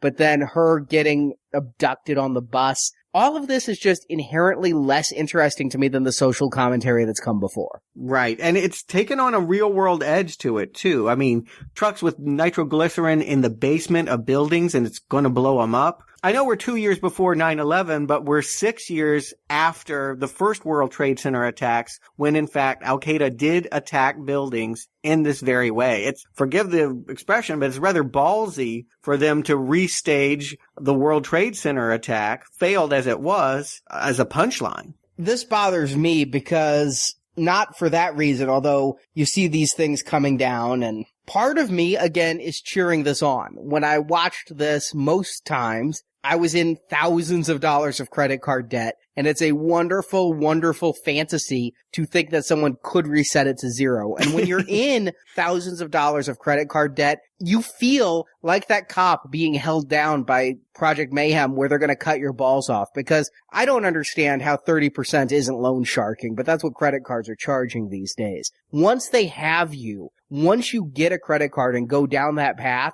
you are fucked. You're their bitch. The reason you borrowed the money is because you don't have it, and now they're charging you a 30% interest on the VIG? You're lucky just to make the interest on that. They are every bit as dirty as mafia. And the thought of, if you could wipe out credit card debt across the country, if somebody could pass that bill to bail out the American person versus bailing out the fucking corporations and going, credit card companies, you're fucked. You're not getting anything. Imagine what a revolution that would be. They say that the way to get out of a recession is by giving people money they can spend. If people weren't spending 30% to pay that goddamn interest on fixing their air conditioner to a credit card company, I think that would help the economy in general. So I love that idea. Sadly, I worked for Goliath National Bank. And I talked to people who worked on 9/11, specifically for credit card companies. They are not housing all their data in one building in a large city. While they have their main offices with their mainframes in Manhattan, they had a backup in, of all places, Minnesota.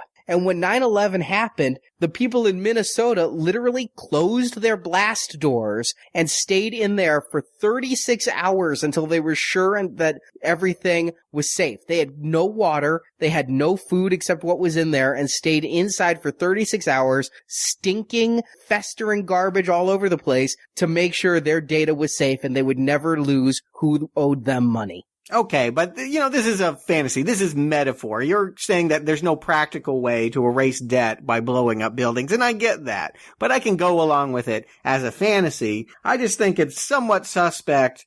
Certainly, in light of what happened 2 years later, it's definitely hard to cheer a terrorist cell for blowing up buildings. The only reason why it's really different is they've underscored that the buildings are empty, that all the space monkeys have ensured that there's going to be no casualties to any of these 7 buildings falling down. And so, for that reason, it's not the same thing. But it still makes me queasy. Again, this is a movie that inspires me to want to stop allowing the things I own to start owning me. And anyone who listens to my other podcasts knows I'm kind of a super consumer. And so this movie makes me question all my life choices. And one of the reasons, though, one of the life choices I made that I question is allowing myself to go into credit card debt.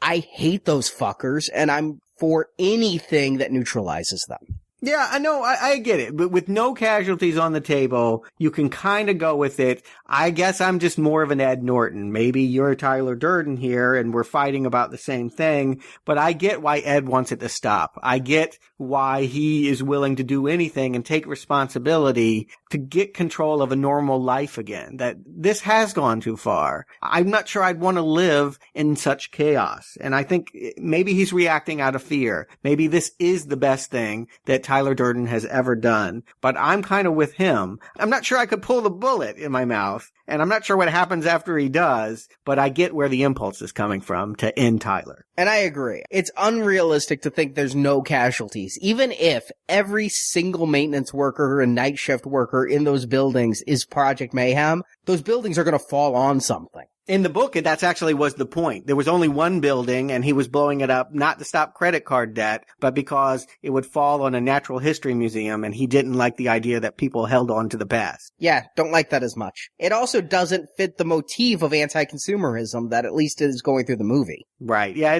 I think the movie is, in some ways, it definitely more streamlined and structured, and maybe better overall. Maybe a better experience than the book. Definitely different. As for the bullet in the head, gnarly special effect there. I mean, Rob Bottin doing the effects, great guy, and that is just gross. I really thought the first time I saw it, though, that Ed Norton solved everything through suicide, that he could survive that, but Tyler Durden is killed. I don't know that it's the bullet that kills Tyler Durden so much as Ed Norton's inner strength to do it. The pulling of the trigger is his final victory over Tyler. He wins that fight. I've just always loved, I've been a huge Pixie fan. I was always sad that they never got the commercial glory. I felt like they should. I'm glad that they will now always be remembered as the people that did the end theme song as the buildings go down. This is their highest profile moment, and I just love that everyone knows Where Is My Mind. It's a great song. It's a great way to cap it. It's kind of romantic because Marla comes back to watch it all go down. We think that, hey, maybe this was a love story. Maybe they will get together. Maybe everything will be fine. What do you guys think? Is this a good first date? I get it this point that Marla finally has the reality sink in that he is more fucked up than she is. Yeah.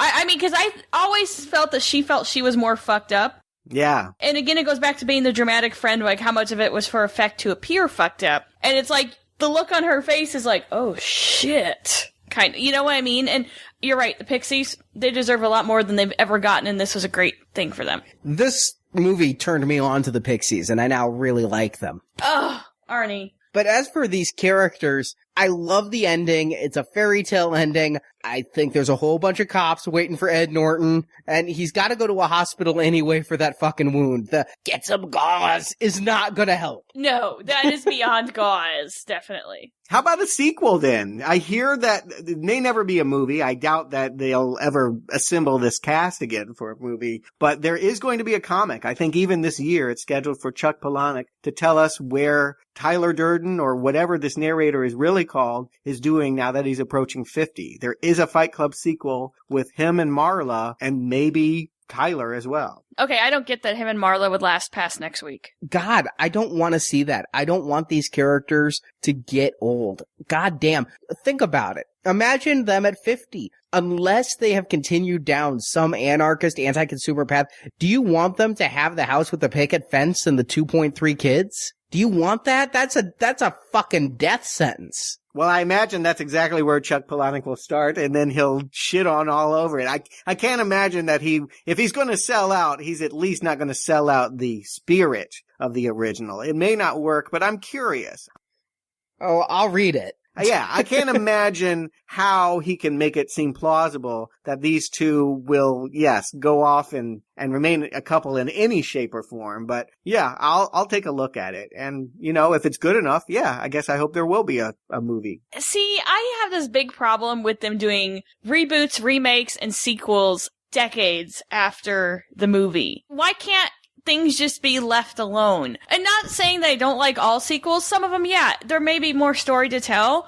I don't feel that there's more story to tell here. No, there's no more story to tell, but there might be more profits to reap. This thing was very successful on home video. It was a flop in theaters, but Fox made a lot of money off of it, and I think that's always the bottom line, Marjorie. It may not be the right thing to do, but it could be the profitable thing to do. It's funny to me because you say there's no more story to tell. I agree. To me, this isn't about story. This is about statement. This is an anti-consumer, wake the fuck up Gen X statement. And yet, Fox has marketed this where I, a member of Gen X, consumed the Fight Club video game for Xbox.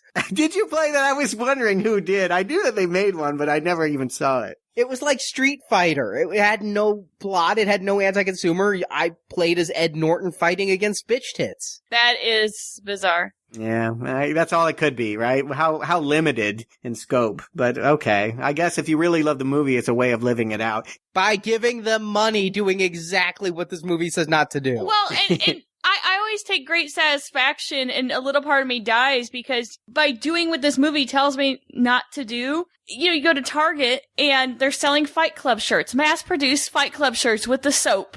And it's like, do you not get the movie? But someone somewhere along the line, probably Fox or somebody, is like, hey, we can still make money off this shit. And I hope that maybe a penny or two is landing in the coffers of David Fincher and Chuck Palahniuk. I mean, it's okay for artists to get rewarded for the work they do. They made a very good movie, so I'm okay with them, quote, cashing in, but it is a mixed message. Then again, I think Fight Club is destined to always be misunderstood. It's a complicated movie with a lot of different ways to see it, and I'm sure that we could go more hours more and find a lot more inside. Well, Marjorie, Stuart, do you recommend Fight Club? Marjorie. Absolutely, especially if you are in my age range. I think that you can identify with the message if you imagine yourself 15 years ago and kind of everything that you stood for and damn the man and screw consumerism because we didn't have money, guys. So I don't know that the generations behind me with their privileged life and the you can do it and participation ribbons could get this and get the message and have it impact their life. I mean, I still love this movie. It's still a great movie. I like the message. Is it violent? Yes. But I like violent movies. Do I think it could be misconstrued? Absolutely. I think that there are still jackasses out there who think the movie's just about wailing on your friend. But it's not? This is not for the MMA crowd. This is not for you guys. This is not what you want. Trust me. But I do recommend it, especially if you were, say, a child of the 70s or 80s. I think it'd really resonate with you and maybe inspire you to do something good. So I do recommend it. Something good like raise nearly $3,000 for charity. There you go. I did do something good, but, damn the man. Go out and help somebody or go donate $100 to the food pantry or something. Give somebody some money on the street. Help your fellow man. Or, there is a donate button. You can support independent podcasting.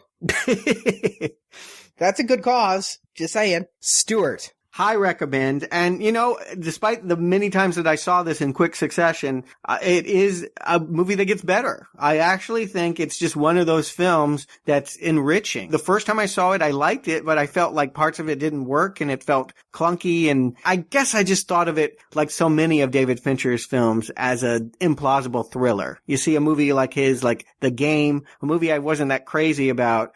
I think when I initially saw this, I thought it was The Game, but it's not. I mean, it really is a message movie, and it makes its points with humor. The reason why it doesn't feel like someone standing on a soapbox is because A, I don't know that there's any clear-cut answers to what they're suggesting, and B, it's funny as hell. I mean, think of this as a bromance buddy comedy, and you'll really have an enjoyable time if you can sync up with its very dark humor. Who will sync up with it? I dare guess. I mean, we've already stated it. This may be for our generation alone. I do think that it's the easiest sell for people that are in their 30s and 40s to understand it. For people that have grown up being marketed to their whole life and have an online identity that is branded, I think they should see it, even more so. I hope that it opens some eyes. I hope it raises some awareness. I think now more than ever, we need to be aware of corporate influence, and whether or not it makes you want to blow up a building or not, I think that knowledge is power. So everyone should see it, and hopefully most people will like it. And 3 for 3, this is one of my all-time favorite films, and I'm giving it the strongest of recommends. Even though I do feel, from a pure movie plot pacing perspective, that the last half hour is inherently less interesting to me than the rest of it. I love this movie's vibe. I love this movie's swagger. I love this movie's style. I love its editing. I love its camera work. I love its look. I love that it was shot on film and that they left some of the grain in on the Blu-ray that I could see. This isn't a movie that I want to see polished. I love that at times you got Brad Pitt talking right into the camera and the fucking negative starts jerking around the screen. This movie is a visual and auditory masterpiece. Tremendous work of art in that way. And I, like you, Stuart, also think that this is something that the message needs to go out and people need to check themselves about their consumerism.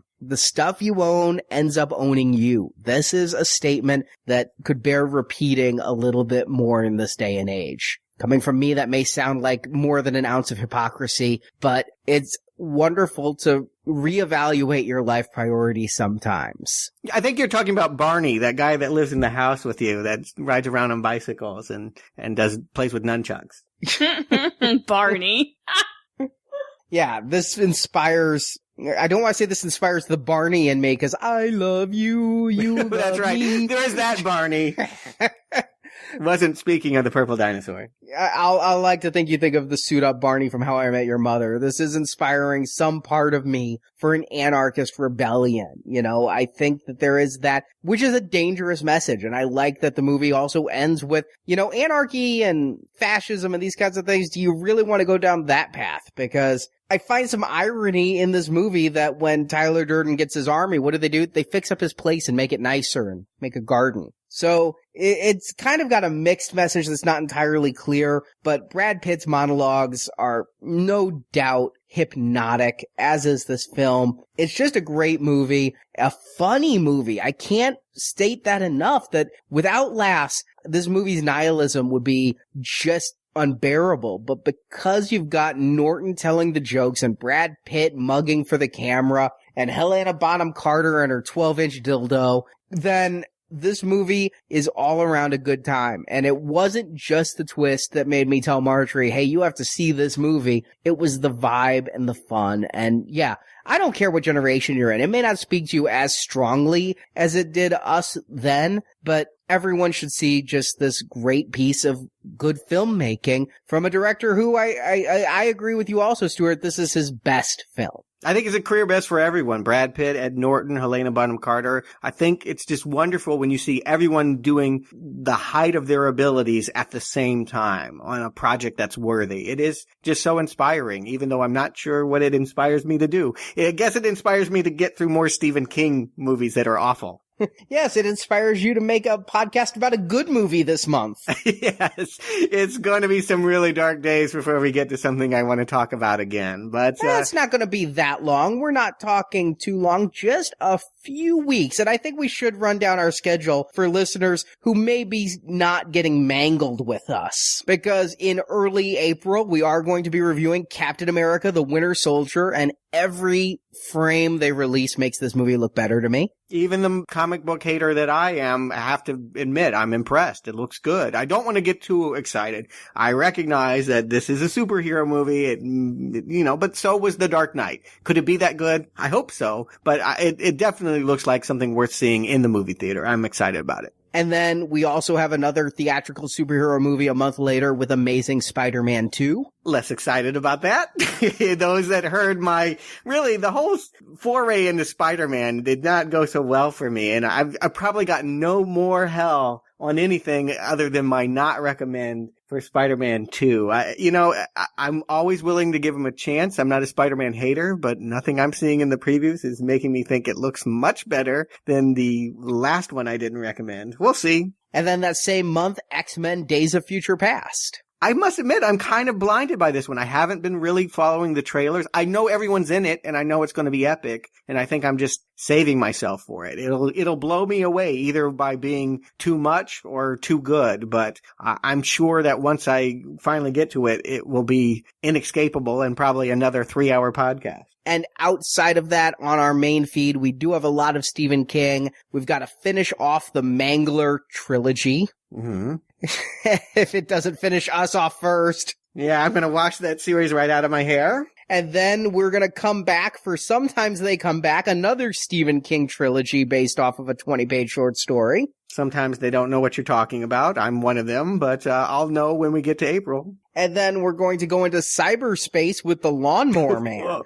Oh, God. Yeah, we are going to do that. And for the listeners who aren't listening to all this King stuff, and Stuart, you said good movies. I mean, we're going to be hitting a cinema classic that I can't say in advance that I'll recommend. I might. We'll see. We got to listen come June 2001, A Space Odyssey. That is true. I am very, very excited to always talk about Kubrick, and I'll just go ahead and say it. This is my favorite Kubrick. So yes, I'm going to have a lot of positive things to say about it. It's a movie I'm in awe of, and I will not only be watching 2001 and 2010, I will be reviewing all 4 of Arthur C. Clarke's books over at Books and Nachos. And our donation series is also going to be starting up here in April. We're going to be also going to cyberspace with The Matrix. So we're not all that far away from another great movie. In about a month, we'll be doing The Matrix as well as Animatrix and the other 2 sequels. And then as part of that silver donation series, ending with the Wachowskis' new theatrical release, Jupiter Ascending. Yeah, it looks like a Matrix on acid. I'll be honest with you. I don't know if it looks good, but it looks like a lot. Much like Cloud Atlas, it looks like it may melt your brain. It's a lot of movie from what I'm judging by the trailer. And definitely, I'm always happy to go to the theater to close out a franchise. I think it's good to have a mystery factor. We kind of know how those Matrix sequels ended. I don't know how Jupiter Ascending is going to go. Will it go up? Will it go down? We'll know in July. And then for the gold donation series, we're going to go ape with all Planet of the Apes films, the 5 classics, Tim Burton's reboot with Helena Bonham Carter here. That's true. It's kind of a bucket list for me. I've only seen bits and pieces of the Ape series. I've liked what I've seen, but I'm missing about half of them. So it'll be nice to go sequentially through the whole saga. They're a little bit different. I want to remind folks, it's sci-fi for an era that didn't think sci-fi was about action and lasers. I mean, it's really kind of heady, interesting, G-rated stuff there for the first 5 movies. And then, yeah, we'll be getting to Burton's Apes and then the 2 new, more action-oriented ape movies, Rise and Dawn of the Planet of the Apes. So we hope you'll join us for all of that at nowplayingpodcast.com. And thank you in advance to everyone who donated for the American Lung Association and allowed us to be able to do this bonus podcast. Yes, thank you very, very, very much. A lot of people gave me some great messages when they made their donation, and I got some encouragement on Facebook, and I really appreciate it. And the money's going to go to some good research because it sucks when you can't breathe, guys. The whole point of the race is it's a vertical climb, and it really gets your heart pounding, and it's hard to breathe when you get to the top, and it's right. So until next time, this conversation is over. My God, I haven't been fucked like that since grade school. Thank you for listening to this bonus Now Playing review of Fight Club. And especially thank you to those who donated to the American Lung Association's Walk for Air Climb. The money raised for that charity made this review possible. Sooner or later, we all became what Tyler wanted us to be. You can hear hundreds more movie reviews at our website, nowplayingpodcast.com. You should join our club. You and your friend.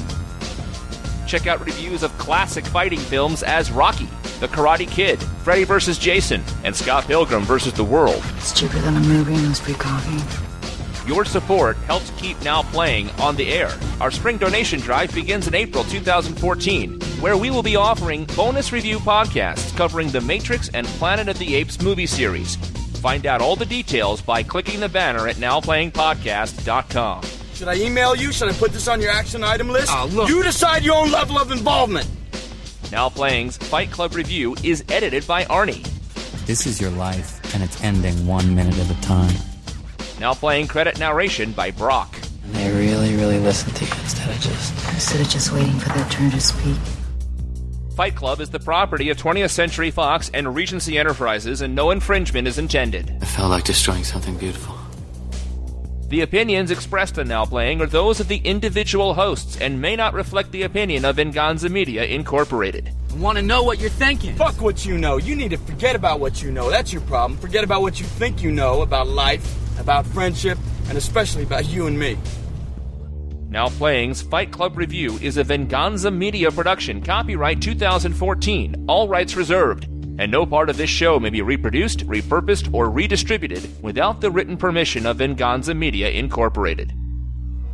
I'm not exposed to speak any such information to you, nor would I, even if I had said information you want at this juncture, be able. We just had a near-life experience.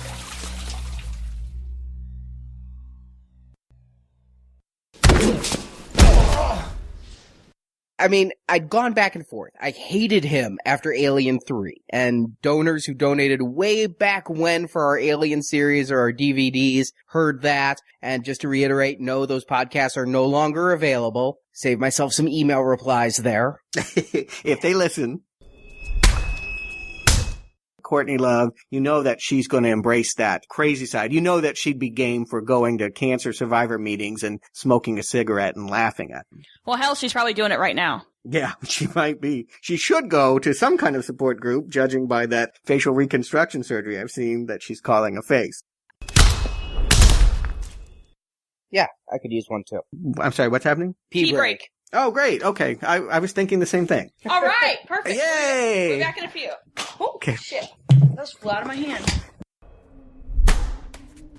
Chemical Brother. Is it Chemical Brothers or Dust Brothers? Dust Brothers. Don't get your brothers right. Okay. With this. And calls him Robert Paulson. Calls him Tyler Durden. For the American Lung Association and allowed us to be able to do this bonus podcast. Say American Lung Association again. American Lung Association? No, Arnie. Oh. American Lung Association. Yeah, you said lug. Well, there's that too. Yeah, I don't want to give any more lugs money. Do not give them money. They just drink.